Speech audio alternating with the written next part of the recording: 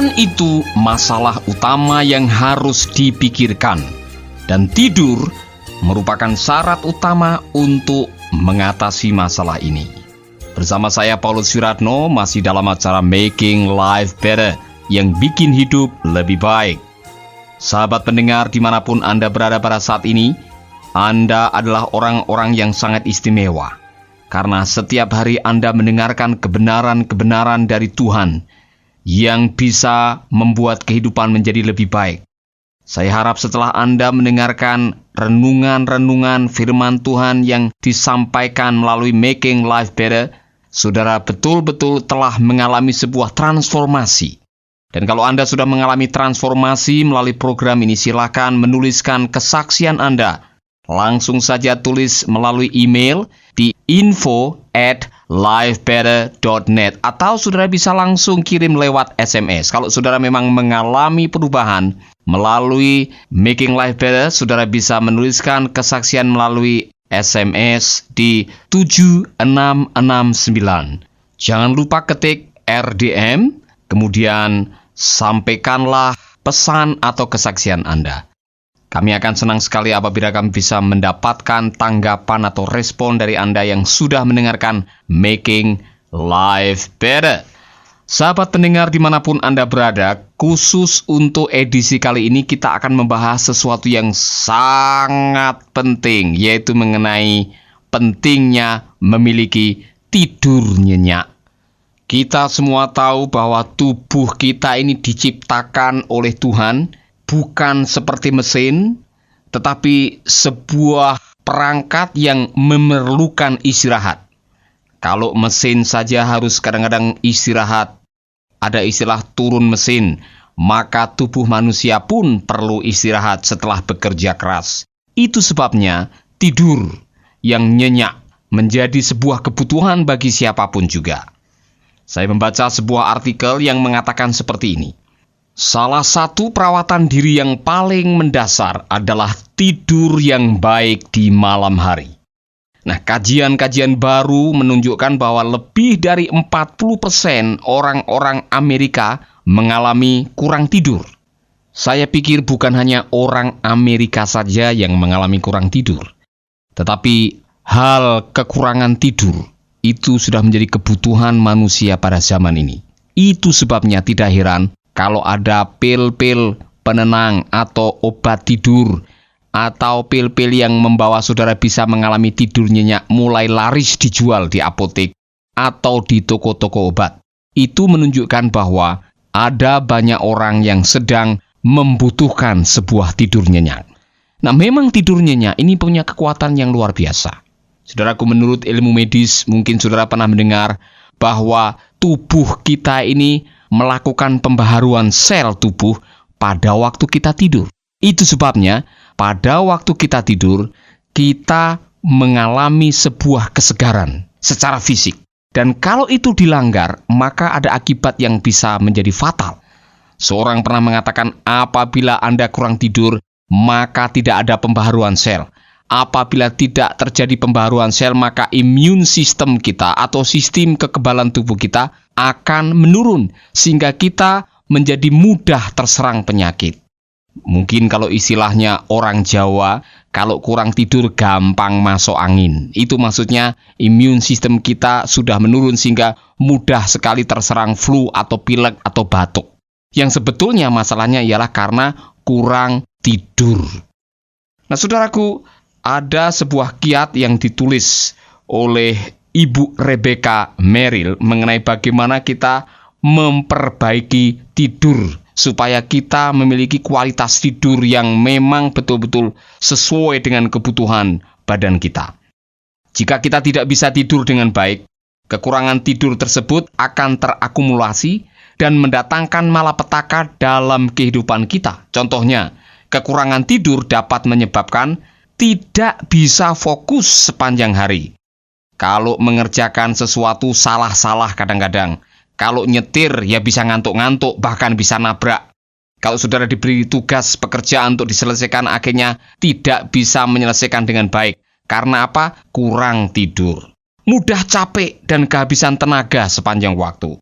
Bahkan katanya orang yang kurang tidur itu mudah tersinggung dan cepat marah.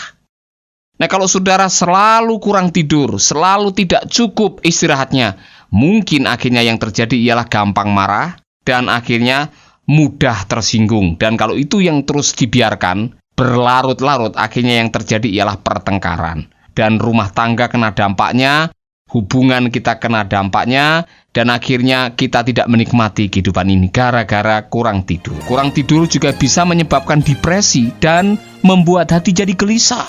Kurang tidur lebih mudah. Orang yang kurang tidur lebih mudah terserang batuk, sakit kepala, atau alergi. Dan yang sangat berbahaya ialah orang yang kurang tidur itu merasa lemah dan kadang-kadang kurang percaya diri. Nah, ini kan sesuatu yang sangat serius.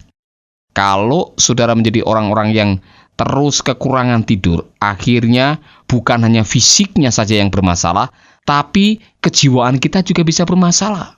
Emosi kita menjadi bermasalah, akhirnya kita tidak punya kekuatan untuk menjalani kehidupan dengan sebuah kegairahan. Mengapa? Karena kurang tidur. Nah, gejala ini hanya sebagian pengaruh negatif yang akan terjadi jika kita kurang tidur. Nah, sayangnya, banyak orang yang belajar untuk mentolerir gejala-gejala ini dan tidak lagi melakukan sesuatu untuk menjadikan hidup mereka berkualitas tinggi. Oleh karena itu, berhentilah sesaat dan tanyakanlah diri Anda sendiri, berapa lama tidur yang benar-benar Anda butuhkan agar bisa cukup beristirahat, bersemangat, dan selalu waspada. Saudaraku, pada waktu saya masih sakit di Singapura, sebuah nasihat yang saya tidak pernah lupa ialah nasihat dari Dr. Lim. Seorang dokter yang betul-betul memberikan perhatian yang luar biasa atas pengobatan saya. Dan dia mengatakan, Pak Paulus, Bapak harus berusaha setiap hari tidur sekurang-kurangnya 8 jam. Karena tidur yang baik akan membuat fisik dan kondisi tubuh Anda menjadi baik. Nasihat itu tidak pernah saya lupakan. Dan sekarang saya ingin memberikan ini kepada saudara-saudara. Usahakanlah untuk bisa mendapatkan kualitas tidur yang baik. Nah, ini beberapa hal yang saya pikir perlu diperhatikan sebagai nasihat dari Ibu Rebecca Merrill. Dia mengatakan begini, hal-hal seperti ini perlu dipertimbangkan untuk kita memiliki kualitas tidur yang baik. Aturlah kamar tidur Anda sebagai tempat yang nyaman. Jika kita menghabiskan banyak waktu di kamar tidur, pastikanlah bahwa kamar tidur kita nyaman. Sebagai tempat yang bisa membuat tidur kita nyenyak. Apakah cahayanya redup dan membuat kita rileks? Apakah kamar itu terlihat bersih? Kalau kamar itu kelihatan berantakan, lampunya terlalu terang, ada banyak nyamuk, banyak kecoa, kotor, bau pesing, maka tidur saudara pasti terganggu. Dan saudara pasti punya pengalaman seperti itu. Oleh karena itu, pastikanlah kamar Anda nyaman. Nah, nasihat yang kedua, jangan membeli tempat tidur yang tidak sempurna. Kalau ada berkat, kalau ada rezeki, belilah tempat tidur yang kuat. Belilah tempat tidur yang nyaman. Belilah kasur yang empuk yang membuat tidur Anda menjadi nyenyak. Jangan sampai Anda beli tempat tidur murahan, kalau saudara membalikkan badan bunyi krengket, kemudian saudara mau bangun bunyi lagi krengket, akhirnya setiap kali saudara balik badan, saudara terbangun tidak bisa tidur nyenyak lagi gara-gara mendengar suara tempat tidur.